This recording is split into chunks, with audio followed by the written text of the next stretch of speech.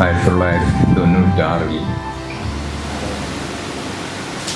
സുകുമാരൻ മാഷ് നമ്മളോട് വിട പറഞ്ഞത്.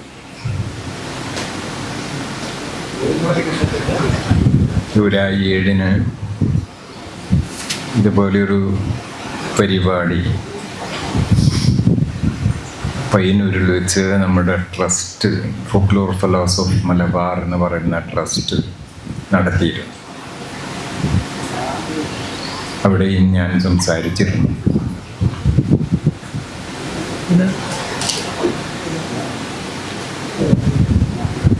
ഇവിടെ പ്രകാശനം ചെയ്ത പുസ്തകത്തിൽ എനിക്ക് പറയാനുള്ള ചില കാര്യങ്ങൾ പറയുകയും ചെയ്തിട്ടുണ്ട്. അതുകൊണ്ട് അതിൽ നിന്നൊക്കെ വ്യത്യസ്തമായി എനിക്ക് പറയാനുള്ള ചില കാര്യങ്ങൾ മാത്രമാണ് ഞാനിവിടെ സൂചിപ്പിക്കാൻ ഉദ്ദേശിക്കുന്നത്.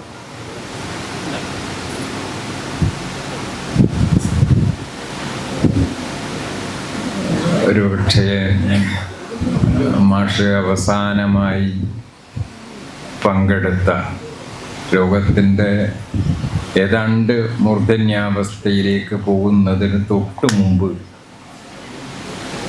അദ്ദേഹം പങ്കെടുത്ത പരിപാടി കോഴിക്കോട് ചാത്തമംഗലത്തിനടുത്തുള്ള കൂടക്കോട് എന്ന് പറയുന്ന ഒരു ഗ്രാമത്തിൽ ട്രസ്റ്റും കാലിക്കറ്റ് യൂണിവേഴ്സിറ്റിയും ഫോക്ലോർ ഡിപ്പാർട്ട്മെൻറ്റും ചേർന്ന് നടത്തിയിരുന്ന 10 ദിവസത്തെ ശില്പശാലയിൽ ട്രസ്റ്റിൻ്റെ ചെയർമാൻ എന്നുള്ള നിലയിൽ അദ്ദേഹം പങ്കെടുത്ത പരിപാടിയാണ്. ഇവിടെ അദ്ദേഹം എത്തിയത് ഏതാണ്ട് കഥച്ച് കൊണ്ടാണ്.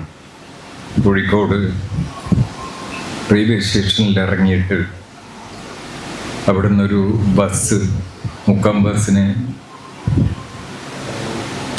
ചാത്തമംഗലത്തിനടുത്തുള്ള ഒരു ബസ് സ്റ്റോപ്പിൽ ഇറങ്ങിയിട്ട് അവിടുന്ന് ഒരു ഓട്ടോറിക്ഷ പിടിച്ചിട്ടാണ്, കൂടെ ആളുണ്ട്, ഇവിടെ വർക്ക്ഷോപ്പിലുള്ള ആളുകളുണ്ടായിരുന്നു, എന്നാൽ പോലും ഒരു ഹാർമോണിയവുമായിട്ടാണ് അദ്ദേഹം വന്നിരുന്നത്. അപ്പോൾ നാടൻ കലക്ക് വേണ്ടി ഉണ്ടായൊരു ട്രസ്റ്റാണ് ഫോക്ലോർ ഫെലോസ് ഓഫ് മലബാർ എന്ന് പറയുന്നത്. ആ ട്രസ്റ്റിൻ്റെ ചെയർമാൻ 1981 AK കൃഷ്ണൻ മാസ്റ്റർ എന്ന് പറയുന്ന വളരെ പ്രഗത്ഭനായ പണ്ഡിതനും വാഗ്മിയുമായിരുന്ന AK കൃഷ്ണൻ മാസ്റ്റർ മരിച്ചപ്പോൾ 1989 മരിക്കുന്നത്. അതിനുശേഷം നമുക്ക് മറ്റൊരാളെ ആലോചിക്കേണ്ടി വന്നിട്ടില്ല. ഞങ്ങൾ തീരുമാനിച്ചത് ആ ട്രസ്റ്റിൻ്റെ ചെയർമാൻ ഇനി സുകുമാരൻ മാഷായിരിക്കും എന്നാണ്.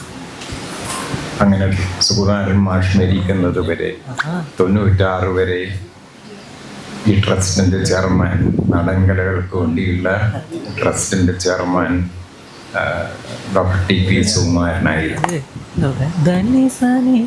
അതിനിടയിൽ ഒരു പക്ഷേ കേരളത്തിലെ ഏറ്റവും അധികം നാടൻകലാരംഗത്തും ഫോക്ലോറിൻ്റെ രംഗത്തും പ്രവർത്തനം ഏറ്റവും തകൃതിയായി നടന്നിരുന്ന ഒരു കാലഘട്ടമാണ്. ആ കാലഘട്ടത്തിൽ ആണ് സുകുമാരൻ മാഷ് ഈ ഒരു സംഘടനയുടെ ഉത്തരവാദിത്തം ഏറ്റെടുക്കുകയും അപ്പോഴൊക്കെ സെക്രട്ടറിയായി ഞാനും കൂടെ ഉണ്ടായിരുന്നു. അതുകൊണ്ട് അദ്ദേഹത്തിൻ്റെ മനസ്സ് എന്താണെന്നായിരുന്നു. അതിൽ മാത്രമല്ല, ഒരുപാട് കാര്യങ്ങളിൽ ഞങ്ങളിങ്ങനെ യാത്ര ചെയ്യുമായിരുന്നു, തെയ്യം കാണാൻ പോവായിരുന്നു. പലർക്കും പല അനുഭവങ്ങളാണ്. എനിക്കുള്ള അനുഭവം വേറെ പലതുമാണ്. അതിൻ്റെ ഉത്തരവാദിത്വം, ഞങ്ങളുടെ ഉത്തരവാദിത്വം പിന്നെ ടീച്ചർക്കാണ്. അതിൻ്റെ ഒരു ബുദ്ധിമുട്ടും നമുക്കറിയാം. അങ്ങനെയൊക്കെയാണ് ഈ രംഗത്ത് ഒരുപക്ഷെ അദ്ദേഹം പല രംഗങ്ങളിൽ എന്ന പോലെ ഈ ഫോക്ലോർ എന്ന് പറയുന്ന ഒരു രംഗത്ത് അദ്ദേഹത്തിൻ്റെ സാമീപ്യവും അദ്ദേഹത്തിനോട് ഇടപെടാനുള്ള ഒരു ദീർഘമായൊരു കാലഘട്ടത്തിൽ ഇടപെടാനുള്ള അവസരവും ഉള്ളതുകൊണ്ട് അദ്ദേഹത്തിൻ്റെ മനസ്സെന്താണെന്ന് നേരത്തെ മോഹനൻ മാഷ് സൂചിപ്പിച്ചതുപോലെ ഓർഡിനറി എന്ന് പറയുന്ന നാട്ടുംപുറത്തെ മനസ്സ്, അല്ലെങ്കിൽ അതുകൊണ്ടാണ് അദ്ദേഹത്തിന് സാധിക്കാതെ പോയ വലിയൊരു ആഗ്രഹമുണ്ടായിരുന്നു. അത് ഗ്രാമ്യ ഭാഷാ നിഘണ്ടു എന്ന് പറയുന്നതാണ്. അങ്ങനെയാണ് പറഞ്ഞത്. ഞാനന്ന് ആ വാക്ക്, ഗ്രാമ്യം എന്നുള്ള വാക്ക് ഉപയോഗിക്കുന്നത് ശരിയാണോ എന്ന് ചോദിച്ചിരുന്നു. അതെല്ലാം ശരിയാവും എന്നാണ് എന്നോട് പറഞ്ഞത്. അത് നടന്നില്ല എന്നുള്ള വേറെ കാര്യം. കാരണം ഗ്രാമ്യം എന്ന് പറയുന്നതിനൊരു പ്രശ്നമുണ്ട് ആ വാക്കിന്. അതായത് കേരളവാണ്യ ഗ്രാമ്യം എന്ന് പറയുന്നതിൻ്റെ അർത്ഥം പറഞ്ഞു വെച്ചിട്ടുണ്ട്. അപ്പോൾ അങ്ങനെ ആ അർത്ഥം പറഞ്ഞു വെച്ചത് കൊണ്ട് അത്തരത്തിലുള്ളൊരു ടൈറ്റില് ശരിയാവുമോ എന്ന് ഞാൻ ചോദിച്ചപ്പോൾ എന്നോട് വളരെ കർക്കശായിട്ടാണ് ഇതിന് ഉത്തരം. മാഷ് രീതിയൊക്കെ അങ്ങനെയാണ്. ഞങ്ങളിപ്പോൾ വളരെ, എനിക്ക് വയസ്സുകൊണ്ട് ഞാൻ വളരെ ഇളയതാണെങ്കിലും തൊഴുത്ത് കൈയിട്ട് ഞങ്ങളൊന്ന് നടക്കായി. അപ്പോഴും ഇത്തരം ഇഷ്യൂ വരുമ്പോൾ, പ്രശ്നം വരുമ്പോൾ ചിലപ്പോൾ ചെറിയ വാക്കിൻ്റെ പേരിലായിരിക്കും. ചില വാക്കുകൾ, ഞാൻ PhD എടുക്കുന്നത് മാഷ കീഴിലാണ്.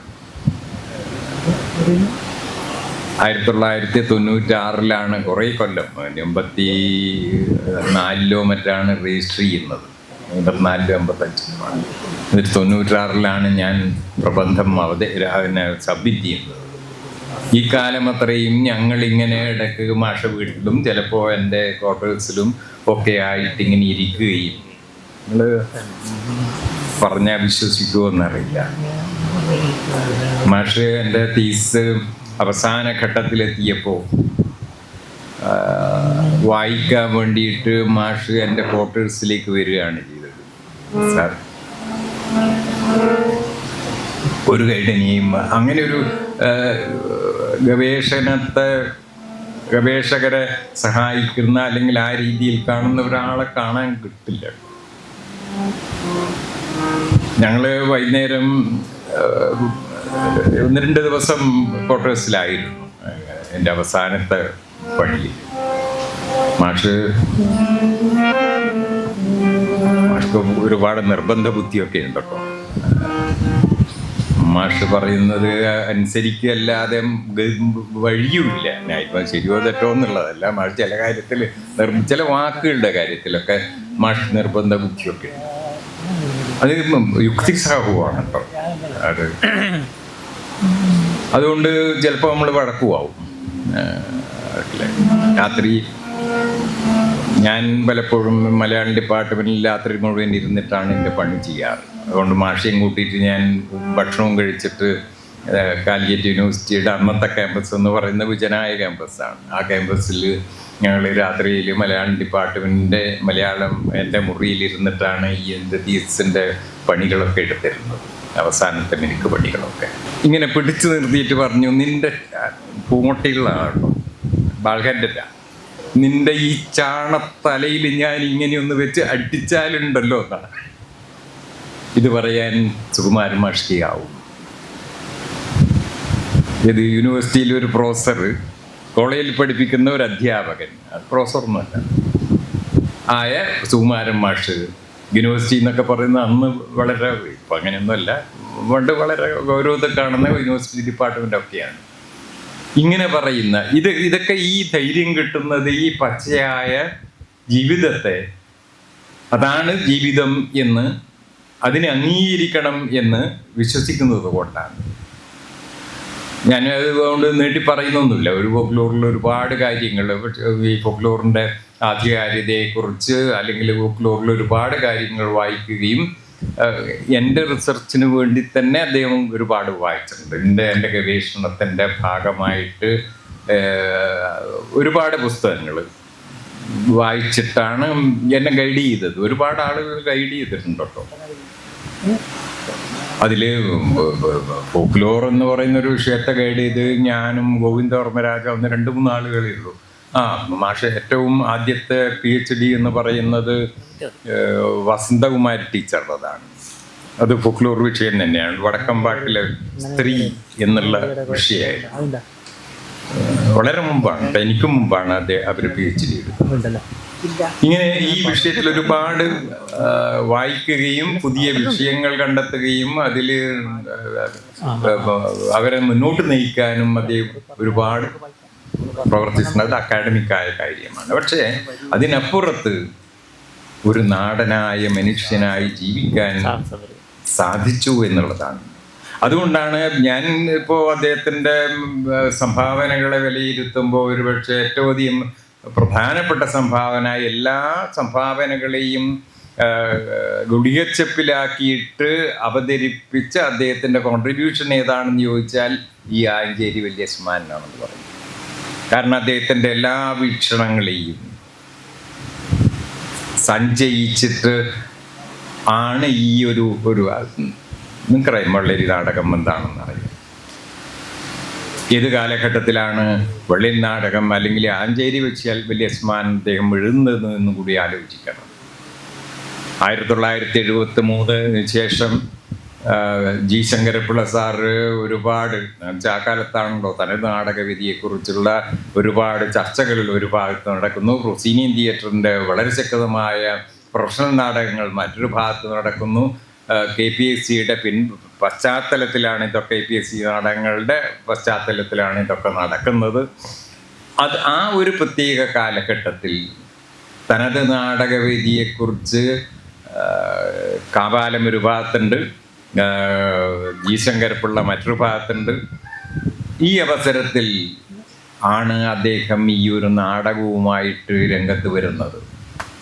നിങ്ങൾ ഈ പറയുന്നതൊന്നുമല്ല എന്നും അതിന് നമുക്ക് നമ്മളിലേക്ക് തന്നെ തിരിഞ്ഞു നോക്കിയാൽ മതിയെന്നും, എന്താണ് നമ്മുടെ നാട്ടിൻപുറത്ത്, ഉത്തര കേരളത്തിലെ നാട്ടിൻപുറത്ത് വെള്ളരി വിളവെടുക്കുന്ന സമയത്ത് നടക്കുന്ന നാടകം, ധാരാളമായി നടന്നിരുന്ന നാടകങ്ങളുണ്ട്.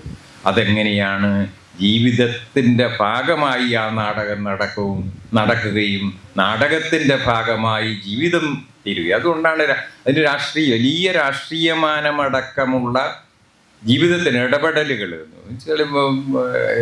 ജീവിതത്തിൽ നിന്നും മാറിയിട്ടില്ല. ഇയാളില്ലെങ്കിൽ ആഞ്ചേരി വല്യസ്മാൻ്റെ സാന്നിധ്യമാണ് ആ നാടകത്തിൽ എപ്പോഴും ഇടപെടാം. അത് നമ്മുടെ തിയേറ്ററിൻ്റെ സ്വഭാവമാണ്, തനത് നാടകവേദിയുടെ സ്വഭാവമാണ്. എപ്പോഴും നാടകത്തിൽ ജീവിതത്തിലെ കഥാപാത്രങ്ങൾ, ജീവിതത്തിലെ അവസ്ഥകൾക്ക് ഇടപെടാം എന്നുള്ളത് തെയ്യത്തിൽ സംഭവിക്കുന്നതാണ്. തെയ്യത്തിൽ ഏത് നിമിഷവും, പ്രത്യേകിച്ച് ചില തെയ്യങ്ങളുണ്ട്, പൊട്ടൻ തെയ്യത്തിൻ്റെ അവസരത്തിൽ നിങ്ങൾക്ക് എങ്ങനെയും പെരുമാറാം. പൊട്ടൻ തെയ്യത്തോട്, ഗുളികനോടും ആ രീതിയിൽ ഏതാണ്ട് പെരുമാറാം. പക്ഷെ ദേവതക്ക് അത്ര പറ്റില്ല. ഇങ്ങനെയുള്ളൊരു പശ്ചാത്തലം കേരളത്തിൽ, ഉത്തര കേരളത്തിലുണ്ട് എന്നും അത് സോഷ്യലായ സാമൂഹ്യമായ അവസ്ഥകളിൽ നമ്മുടെ നാടകത്തെ നമുക്ക് ഇത്തരത്തിലുള്ളൊരു വളരെ നാടകം എന്ന് പറയുന്ന ഒരു ഏർപ്പാടുണ്ട് എന്നും അതിലെങ്ങനെയാണ് സാമൂഹ്യമായ പ്രശ്നങ്ങൾ കടന്നു വരുന്നത് എന്നും എങ്ങനെയാണ് അതിന് അവസാനിക്കുമ്പോഴേക്ക് വലിയ രാഷ്ട്രീയമാനം അതിന് വരുന്നത് എന്നും കൂടി കാണിച്ചുകൊണ്ടാണ് ആ നാടകം അവസാനിക്കുന്നത്. അതുകൊണ്ട് അദ്ദേഹം നമ്മുടെ തനത് നാടകവേദി എന്ന് പറയുന്നതിനെക്കുറിച്ച് വലുതായിട്ടൊന്നും പറഞ്ഞില്ലെങ്കിൽ പോലും പറയേണ്ടത് ഇങ്ങനെ ഞാൻ പറയുന്നു. അതുകൊണ്ട് പലർക്കുമുള്ള ഈ ചോദ്യത്തിനുള്ള ഉത്തരമാണ് ആഞ്ചേരി വല്യസ്മാൻ. അത് പിന്നെ മുന്നോട്ട് പോയോ എന്നുള്ളത് മറ്റൊരു കാര്യമാണ്. ആ കാലത്ത് നാം മനുഷ്യൻ്റെ പാരസ്പര്യത്തിലേക്ക് തിരിച്ചു വരേണ്ടതുണ്ട് എന്നും അതിന് ചില ഇടപെടലുകൾ എന്ന് പറയുന്നത് കല ഏത് രീതിയിൽ ഇടപെടണം എന്നതിനെക്കുറിച്ച് കൃത്യമായ ധാരണയുള്ള ഒരു മനസ്സായിരുന്നു സുകുമാരൻ മാഷുടേത് എന്നും, അതുകൊണ്ട് അദ്ദേഹത്തിൻ്റെ ഓർമ്മകൾ നമ്മളൊക്കെ അദ്ദേഹത്തെ ഓർക്കുന്നത് എന്തുകൊണ്ടാണെന്ന് പറഞ്ഞാൽ നമുക്ക് ഓർക്കേണ്ട ആവശ്യം വന്നു വിട്ടിരിക്കുന്നു എന്നുള്ളത് കൊണ്ടാണ്. അല്ലെങ്കിൽ നാം ഓർക്കില്ല. ഭൂതകാലം എപ്പോഴും നമ്മളെ നിയന്ത്രിച്ചു കൊണ്ടിരിക്കുകയും ഭൂതകാലം എപ്പോഴൊക്കെയാണോ നമുക്ക് കാലിടറുന്നത് അപ്പോൾ ഭൂതകാലത്തിൻ്റെ ഊന്നുവടി നാം മെല്ലെ എടുക്കുകയും ആ ഊന്നുവടിയുടെ ശക്തി കൂടി സ്വീകരിച്ചുകൊണ്ടാണ് എല്ലാ കാലത്തും മനുഷ്യവർഗത്തിൻ്റെ ചരിത്രം മുന്നോട്ട് പോയിരിക്കുന്നത് എന്നും നമ്മുടെ ഈ കൊച്ചു കേരളത്തിൽ, ഈ കണ്ണൂരിൻ്റെ പ്രദേശത്ത് അല്ലെങ്കിൽ മലബാറിൻ്റെ പ്രദേശത്ത്